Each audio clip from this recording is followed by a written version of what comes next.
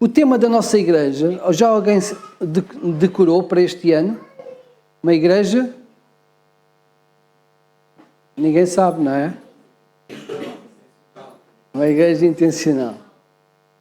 Uma igreja intencional. E nós estamos a falar de serviço este mês. Então queremos ser intencionais neste serviço. O serviço que nós fazemos é levar a bênção de Deus às pessoas. Lá fora. Se eu quero perguntar o seguinte. Nós saímos daqui no domingo, tivemos um culto abençoado, até se converteram pessoas, não é? Celebramos a ceia do Senhor, firmamos relembramos a nossa aliança na cruz e no sepulcro aberto, não é? E esta semana passou, nós partilhámos esse amor com alguém. Esta é que é grande, fomos intencionais nisto. Por isso eu vou perguntar, eu sei que é um bocadinho, mas tem que ser assim. Por exemplo, eu esta semana, a um descrente, eu fiz uma visita a um hospital. Okay? Eu fiz isso. Então foi a minha maneira de mostrar o amor de Cristo àquela minha vizinha, sem ser as pessoas da igreja com quem se relaciona. Quem é que orou por alguém esta semana? Quem é que orou com essa pessoa? Quem é que disse assim, eu posso orar por ti? Muito bem. As pessoas, quando nós pedimos para orar por elas, ficam emocionadas. Quem é que deu testemunho da salvação a alguém esta semana? Amém. Quem é que consolou alguém?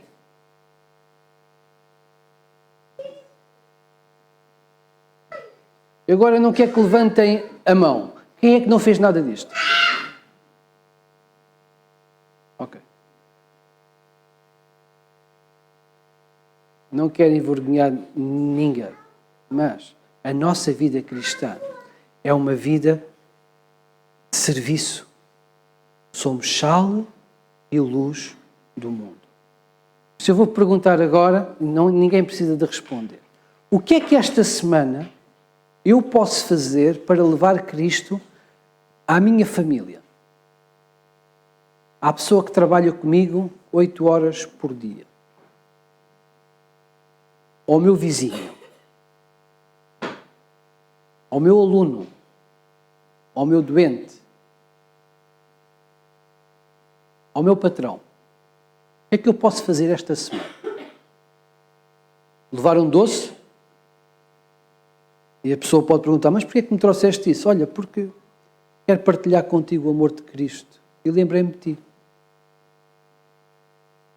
O que é que nós podemos fazer esta semana para as pessoas que estão à nossa volta? Eu acho que isto é que faz a diferença numa sociedade. É quando o crente sai da tal zona de conforto que a Lídia falava. Nossos adolescentes ontem foram para a rua, vestidos de palhaço, foi? Com doces, deram doce e partilharam o Evangelho com pessoas. 200 e tal pessoas. Bonito, não é? É uma forma. Se calhar não é preciso nos vestirmos de palhaço para fazer isso. Mas temos que ser embaixadores de Cristo e levar o amor de Cristo às pessoas. Quando nós cantamos estes cânticos, nós estamos a assumir compromissos com o Senhor. Estamos a dizer assim, olha, Senhor, a minha vida eu entrego tudo, é para te servir. Mas estas palavras não significam absolutamente nada, não passam do teto, se elas não forem verdadeiras. E a verdade destas palavras não é apenas a intenção com que nós cantamos, é a maneira como nós vivemos. E quando nós vivemos desta forma como cantamos, a Bíblia diz que nós passamos o bom perfume de Cristo às pessoas. Elas vão ficar admiradas por serem agraciadas, porque não estão à espera. Na sociedade em que nós temos, cada um é a lei da sobrevivência. Cada um faz o que pode para si. Na maior parte, há bondade, sim senhor, mas a maior parte das ações são egoístas. Quando nós levamos bondade às pessoas, graça, isso tem um grande impacto. E esse é o nosso papel como sal da terra e luz do mundo. Então, para a próxima semana, irão perguntar a mesma coisa. Quem é que orou? Quem é que visitou alguém? Quem é que contribuiu com uma oferta? Quem é que consolou? Quem é que testemunhou? E nós vamos levantar os braços ou vamos ficar com os braços envergonhadamente caídos? Está bem? Então, estou a dizer isto porque, meus queridos, a começar por mim, eu não sou melhor. Eu estou convosco. E para mim é difícil, muitas vezes, mesmo sendo pastor, sair daquela zona de conforto. Mas eu quero muito isto. E eu quero que a nossa igreja seja assim. Cada vez mais. Estou certo. Esta é a minha visão. Se nós assim caminharmos, este salão vai ser muito pequeno para as pessoas que nos vão chegar. Esta é a minha visão. Ok?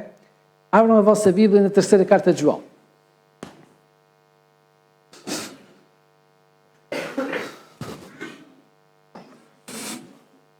Toma.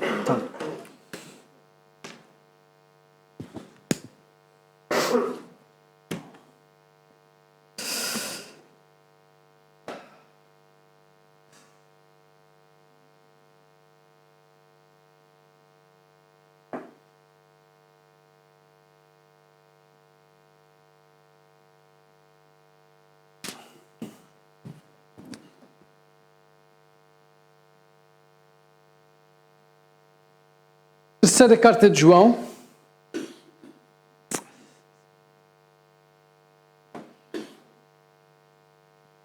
Obrigado.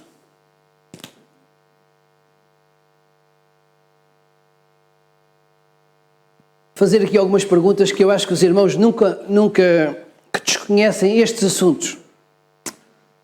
Então, os irmãos já ouviram falar de problemas que acontecem nas igrejas? Já ouviram alguma coisa sobre este assunto?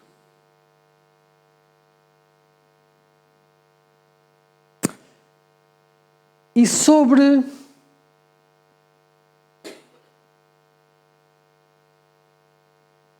problemas entre líderes cristãos? Já ouviram? Conhecem alguma situação destas? Por exemplo, chatice entre pastores.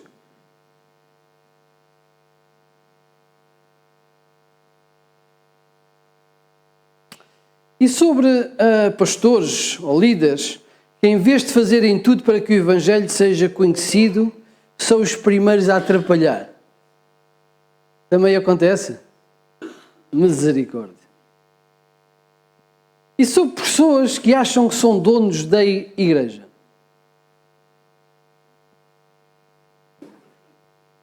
Isto começou da pior maneira, não foi? Eu quando estava em Goiânia, aqui, já disse que 50% era crente, mas apanhei lá um Uber que em 5 minutos de viagem ele contou umas 3 ou 4 histórias terríveis que acontecem nas igrejas evangélicas. E nós dissemos assim, bem, o senhor conhece as piores histórias possíveis, mas há outra história que não é só isso. Há outra história boa que deve conhecer. E então acabamos por evangelizar o homem. Mas os problemas acontecem nas igrejas. Mas também já ouviram pessoas com ministérios extraordinários nas igrejas, que são cooperadores de Deus. Já ouviram histórias destas? Pois é sobre tudo isto que fala a terceira carta de João. Sobre todos estes casos. A terceira carta de João não é uma carta assim com um conteúdo teológico profundo, como Romanos, como Hebreus. É uma simples carta pessoal que Paulo dirige a um homem chamado Gaio. mas que nos pode ensinar muito sobre a vida cristã. Então nós vamos ler esta carta. Hoje vamos ler um livro inteiro da Bíblia. E começa assim. Terceira carta de João. O presbítero é João. Também era assim conhecido no primeiro século. O presbítero ao amado Gaio, a quem eu amo na verdade. A verdade aqui é o Evangelho. Amado, acima de tudo faço votos por tua prosperidade e saúde, assim como é próspera a tua alma. Pois fiquei sobremodo alegre pela vinda de irmãos e pelo seu testemunho de tua verdade, como tu andas na verdade. Não tenho maior alegria do que esta, a de ouvir que os meus filhos andam na verdade. Amado, procedes fielmente naquilo que praticas para com os irmãos, e isto fazes mesmo quando são estrangeiros, os quais perante a igreja deram testemunho do teu amor. Bem farás encaminhando-os em sua jornada por modo digno de Deus. Pois por causa do nome é Cristo, Jesus, foi que saíram, nada recebendo dos gentios. Portanto, devemos acolher esses irmãos para nos tornarmos cooperadores da verdade. Escrevi alguma coisa à igreja, mas Diótrefes, que gosta de exercer a primazia entre eles, não nos dá acolhida. Por isso, se eu for aí, far-lhe-ei lembrar as obras que ele pratica, proferindo contra nós palavras maliciosas. E não satisfeito com estas coisas, nem ele mesmo acolhe os irmãos, como impede os que querem recebê-los e os expulsa da igreja. Amado, não imites o que é mau, senão o que é bom. Aquele que pratica o bem procede de Deus. Aquele que pratica o mal jamais viu a Deus. Quanto a Demétrio, todos lhe dão testemunho, até a própria verdade. E nós também damos testemunho. E sabes que o nosso testemunho é verdadeiro. Muitas coisas tinha que te escrever. Todavia, não quis fazê-lo com tinta e pena, pois em breve espero ver-te. Então, conversaremos de viva voz.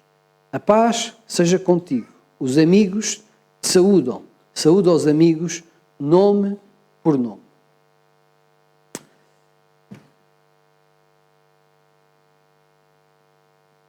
Então, o contexto desta carta é muito...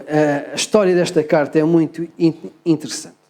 Um homem chamado Diótrefes tinha-se tornado, aparentemente, o líder principal da igreja. Possivelmente, o pastor. Porém, aquela igreja que nós não sabemos qual é, não sabemos onde fica, não nos é referido qualquer informação sobre esta igreja. Esta igreja, da qual Gaio e Diótrefes faziam parte, eram membros, tinha uma ligação muito próxima ao apóstolo João. Não sabemos porquê. Pode ter sido João a plantar aquela igreja, João pode ter sido pastor naquela igreja, ou aquela igreja se ter formado com pessoas que se converteram pelo ministério de João. O que é certo é que João tinha uma grande influência naquela igreja, ele era apóstolo, nesta altura era o único dos apóstolos vivo, e João enviava missionários para a igreja, que falavam à igreja e que depois daquela igreja então iam para outras paragens. E sabemos também, pelo contexto, que João tinha um conhecimento profundo do que se passava na vida da igreja e que tinha autoridade perante as pessoas e até tinha autoridade, como apóstolo, de chamar à pedra, não é? Chamar à razão este tal Diótrefes, que tinha assumido a liderança desta igreja. Então, no primeiro século, o Senhor levantou muitos homens, muitos crentes que se sentiam comissionados por Deus para irem a outras terras e pregar o Evangelho. Eram missionários, chamavam-lhe profetas, eram missionários itinerantes. Então, não havia nenhuma junta missionária que os enviasse. Eles sentiam-se comissionados pelo Senhor e iam pregar o Evangelho até onde Deus os levasse. E a razão que nós temos, a razão que João nos dá para este ministério destas pessoas, está no versículo 7. E diz que eles faziam isto por causa do nome, por causa de Cristo, por causa de quererem cumprir a grande comissão. Eles desejavam que Jesus fosse reconhecido entre todos os povos. Por isso, eles se davam a sua vida para pregarem o Evangelho. As igrejas que estavam estabelecidas davam hospedagem a estes homens, a estas pessoas, então que viajavam. Recebiam-nos, acolhiam-nos, abriam as suas casas, hospedavam-nos dentro das suas possibilidades e depois a igreja ainda os enviava com recursos para eles continuarem a viagem e continuarem a fazer conhecido o nome do Senhor. Foi assim que muitas igrejas foram plantadas. Foi assim que muitas pessoas ouviram o Evangelho e se converteram ao Senhor Deus. Diótrefes, esta figura, que aparentemente era judeu pelo nome, não simpatizava com a ideia de levar o Evangelho aos gentios, aos não-judeus.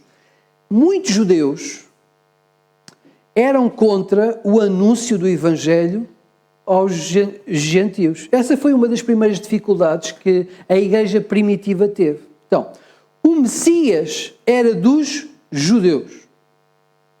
Os apóstolos eram judeus.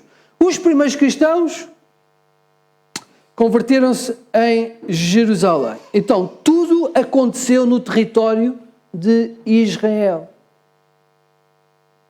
E na primeira fase do cristianismo, da fé, a igreja até nem saiu para fora para levar as boas novas aos confins do mundo. Teve que haver uma coisa chamada perseguição para que os crentes saíssem. Mas, naquele primeiro século, havia de facto preconceito, porque os judeus achavam que a fé era deles, que o Deus era deles. Não é? Lembram-se os problemas que Paulo teve. Quando depois ele recebeu aquela visão do lençol em que o Senhor diz, olha, mata e come, não é? E ele percebeu que o Evangelho também era para ser pregado aos gentios. Depois Deus levanta um apóstolo só para os gentios, que foi o apóstolo Paulo. Então, naquela primeira fase, a igreja passou algumas dificuldades. Por exemplo, nós temos uma Assembleia Geral da Igreja de Jerusalém em Atos 15. Qual era a grande dificuldade? A integração de gentios na comunidade da igreja. Então, havia de facto muitas pessoas, chamavam-lhe até os judaizantes, que tinham dificuldade em aceitar os gentios como irmãos. Então, Diótrefes, por tudo o que indica o contexto, seria um desses crentes que tinha dificuldade em que o Evangelho fosse além dos judeus. E o que é que ele fazia? Como nós vimos, versículo 9 e 10, ele rejeitava a hospitalidade aos missionários. João enviava missionários e Diótrefes, então, rejeitava que aqueles missionários fossem hospedados pela igreja. E dava ordens, ele próprio não os recebia, dava ordens aos irmãos da igreja para não receberem os missionários nas suas casas, e aqueles que os estavam a receber, ou que iam contra a orientação dele, ele expulsava-os da igreja.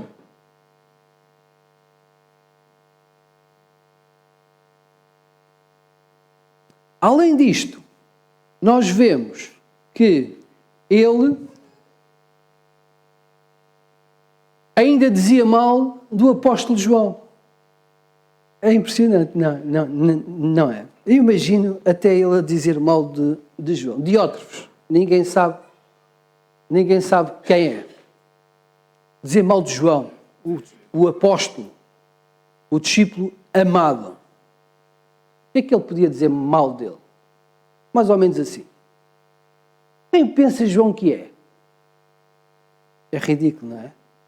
Ele podia dizer assim, quem pensa João que é para mandar estes missionários para aqui? Eu é que sou o líder. Quem é que ele pensa que é? Para estar a dar ordens à igreja de Cristo. É um dos pilares da igreja. É um apóstolo da igreja. Mas quando a arrogância é tanta, é tamanha, a pessoa não tem visão daquilo que é. Ninguém sabe quem é Diótrefes. Toda a gente sabe quem é o apóstolo João. Mas ele julgava-se digno de dizer mal do apóstolo do Senhor. É curioso, não é? Então, diz claramente que Diótrefes falava palavras maliciosas contra João. Então, esta situação era complicada e estava-se a tornar insustentável naquela igreja. João enviava os pregadores e os pregadores, os missionários, eram expulsos por Diótrefes. O clima na igreja estava difícil. E alguns irmãos, então, fazem uma viagem, possivelmente para Éfeso, e vão falar com João sobre o que se estava a passar naquela igreja. É então que, tendo consciência do que se passava, que João escreve esta carta a Gaio. Gaio era um líder naquela comunidade que não estava a seguir estas orientações de Diótrefes. Ele continuava a receber na sua casa os missionários. Era um líder influente que continuava a hospedar irmãos, porquê? Porque ele tinha uma vida de missão. Ele tinha um desejo profundo de fazer a vontade de Deus, de fazer parte da missão de Deus. Então, versículo 6, ele recebia os missionários e cuidava deles. E além de investir o seu dinheiro, a sua casa na hospedagem, ainda contribuía para que aqueles missionários da sua casa pudessem chegar a outras terras. Enviava-os, como diz aí, do modo digno do Senhor. Sabe o que significa isto? Que não lhe dava o dinheiro à conta para as despesas, com o risco de eles passarem fome. Dava-lhes o bastante para eles desempenharem o ministério sem sofrer qualquer dificuldade. Isto é um bom ensino para nós. Os missionários não têm que receber o ordenado mínimo. Quem serve ao Senhor não tem que receber menos do que as outras pessoas. E a visão é esta. Olha, envia-os do modo digno do Senhor, para que as suas necessidades fossem cumpridas e supridas sem eles terem que passar necessidade alguma. Então, este Gaio tinha esta missão. Ele recebia-os, cuidava-os e enviava-os. E o apóstolo João encoraja-o a continuar e a fazer o que estava a fazer. E até o admira porque ele fazia indiscriminadamente. Ou seja, ele não fazia só judeus, ele fazia judeus e os estrangeiros. Não fazia acepção de pessoas. Também nesta carta, Deus elogia Demétrio, porque dava bom testemunho perante todos. Então, naquela igreja havia um mau líder, mas havia pessoas muito consagradas que continuavam a fazer a missão de Deus. E nós podemos perguntar assim, então, mas porquê que esta carta está no cânon? Porquê que esta carta faz parte da Bíblia? É muito diferente de Romanos e de Hebreus. Porquê que esta história faz parte? Porquê que Deus decidiu incluir uma história destas dentro da palavra de Deus?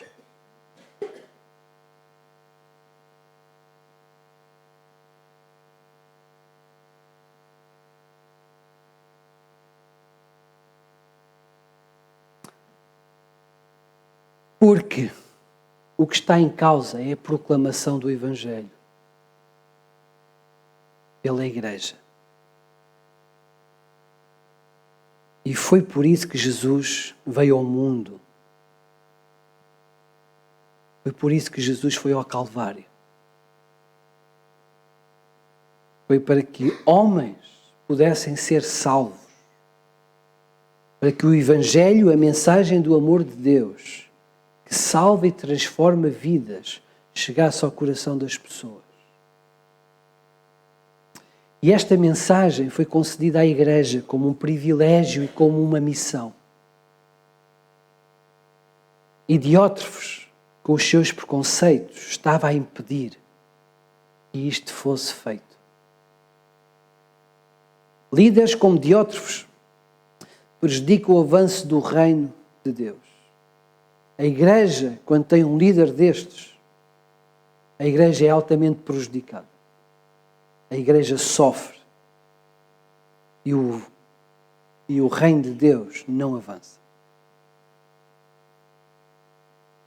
Servir ao Senhor é ter uma vida intencional de missão, de serviço. Não é uma opção. Ao cristão, servir ao Senhor não é uma opção. É a consequência normal da vida cristã. Uma vida cristã normal, autêntica, de acordo com a verdade, de acordo com o Evangelho, partilha. Eu não posso pôr perfume sobre mim e não exalar o cheiro desse perfume a quem está à minha volta. A única maneira de eu não exalar perfume à minha volta é não pôr o perfume. Por isso, quem tem Cristo e vive Cristo tem automaticamente, naturalmente, que exalar o bom perfume de Cristo. E se não o está a fazer, é porque não está no Evangelho. Não está a viver a verdade. Por isso, nós somos embaixadores de Cristo. Um cristão é fiel e serve ao Senhor a tempo inteiro. Nós podemos compreender nesta carta a importância de servirmos ao Senhor, cumprir a missão de Deus. E é a Igreja que cumpre a missão de Deus. É a Igreja que deve servir com tudo o que sabe e com tudo o que tem. Gaio é considerado um exemplo. Versículo 5. Procedes fielmente. Ele é exemplo. Ele está a fazer bem. Porque ele assumiu a missão de Deus. Ele assumiu a sua missão como cristão. Ele entendeu o que é que Deus queria da sua vida. A missão dele não era como os missionários itinerantes de ir para Éfeso, ou para Corinto, ou para a Europa, não é? Para os lados de Espanha, como era o desejo de Paulo chegar. Não era esse o papel dele. Havia homens que fizeram isso, que saíram das suas casas e correram as cidades e pregaram Cristo. A missão dele não era essa. A missão dele era suportar quem fazia essas viagens. Fiquei impressionado quando estive lá em Curitiba. Curitiba tem uma biblioteca online de, acho que 8.000 e tal livros, que servem muitas pessoas. Eu fiz tenho feito uma mestrado a ler os livros que lá estão. E muitos líderes abençoam as suas igrejas com aquilo que estudam naquela biblioteca. E quando eu lá fui, conheci a pessoa que fazia isso. É um rapazito, pá. Não tem 20 anos, que tem uma máquina de fotocópias com um scanner lá numa salinha. E aquela pessoa abençoa centenas ou milhares de igrejas com uma impressora, porque sabe tirar fotocópias e fazer scanners. Impressionante isto.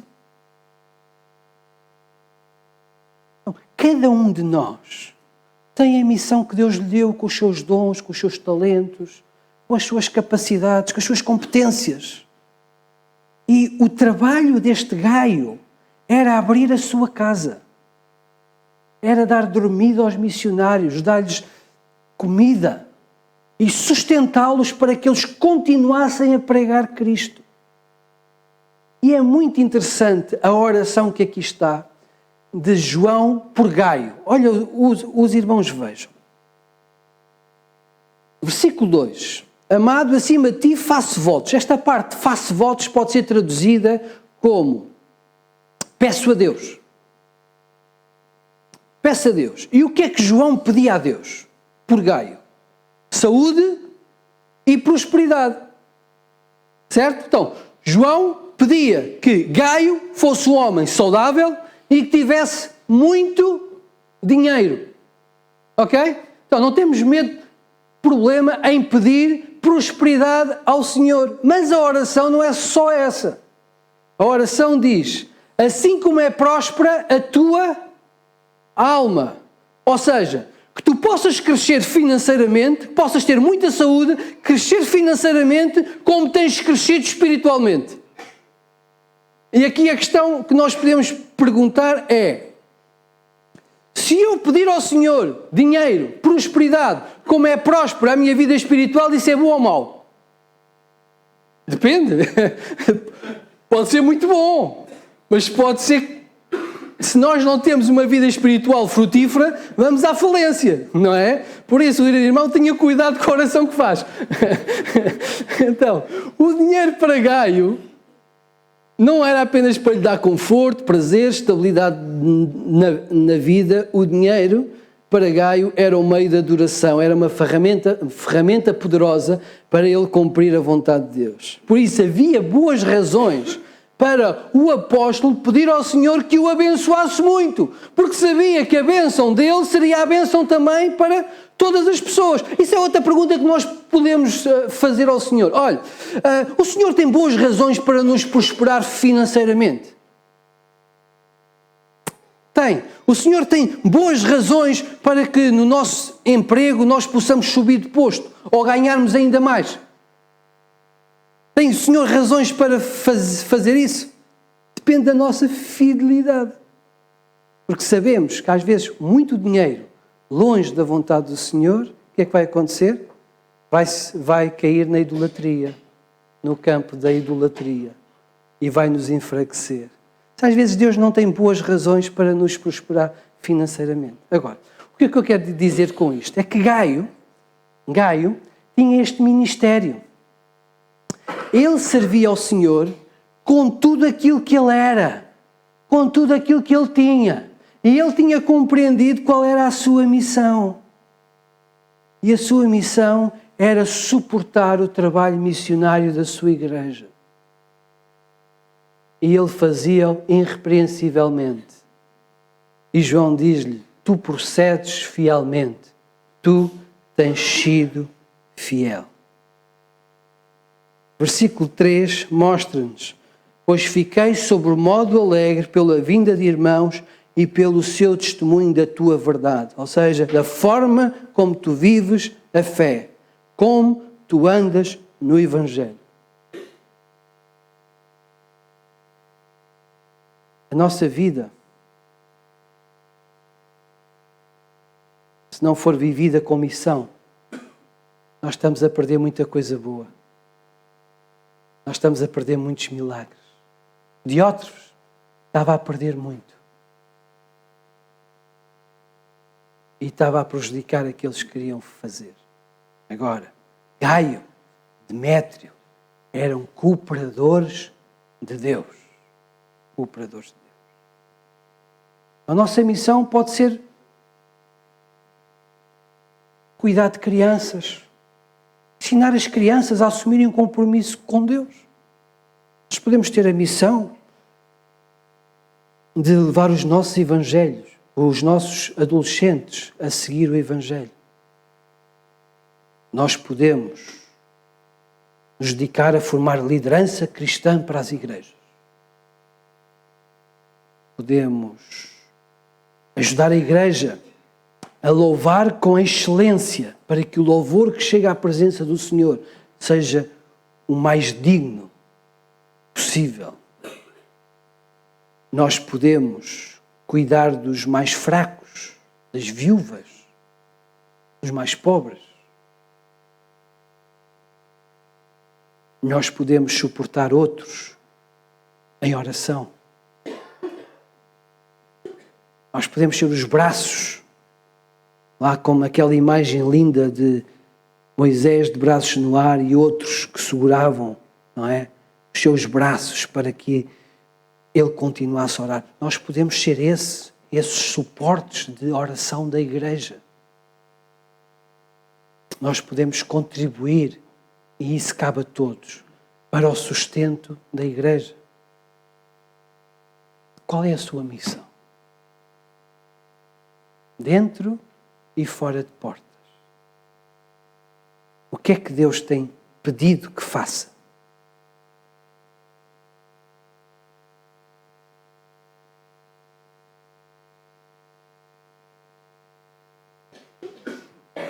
Às vezes, Deus chama-nos para fazer coisas e nós dizemos que sim ao Senhor. Depois vêm as confusões, os problemas, a agitação da vida e aqueles compromissos que nós temos com o Senhor começam a ficar distantes. E falha-se uma vez, falha-se outra vez e a terceira já não é tão importante assim. Mas sabe uma coisa? Deus não se esquece dos nossos compromissos. Quando nós prometemos uma coisa, quando fazemos um voto perante o Senhor, Deus não se esquece dele. O Senhor hoje quer lhe perguntar se prometeu servir ao Senhor de determinada forma e não o tem cumprido. Se isso tem acontecido, Deus não se esqueceu.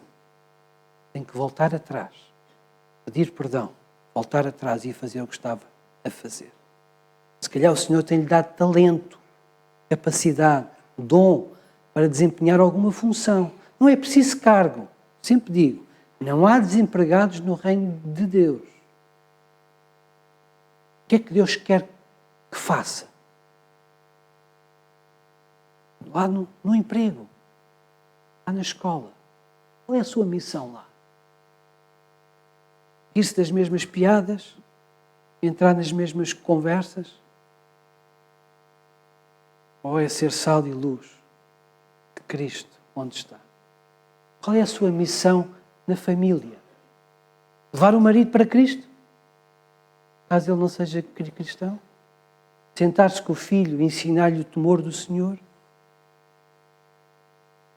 Cuidar da sua esposa, santificá-la? Qual é a sua missão na família? Esta carta ensina-nos a importância de nós servirmos ao Senhor. E dá-nos maus exemplos como Diótrefes e bons exemplos como Gaio. Qual é o nosso? É que nós queremos.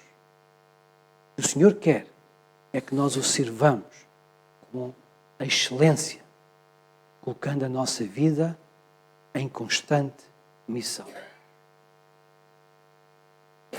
Vamos fechar os nossos olhos. Vamos orar ao Senhor.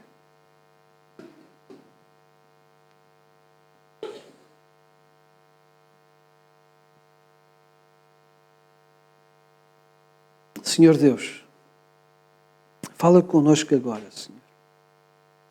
Fala connosco agora. Queres, Senhor, que façamos? Queres fazer da nossa vida, Senhor? Nós queremos estar contigo, queremos ter vidas abençoadas, vidas importantes aos teus olhos, vidas que assinalam o teu reino de amor. Queremos, Senhor, ser usados por ti, Senhor, para que o teu evangelho poderoso, que salva, que transforma vidas, que cura feridas da alma, do espírito, seja encontrado por aquelas pessoas que andam perdidas na vida. Por isso, ajuda-nos, Senhor, a ter ousadia. Faz crescer em nós o desejo de nos juntarmos a Ti.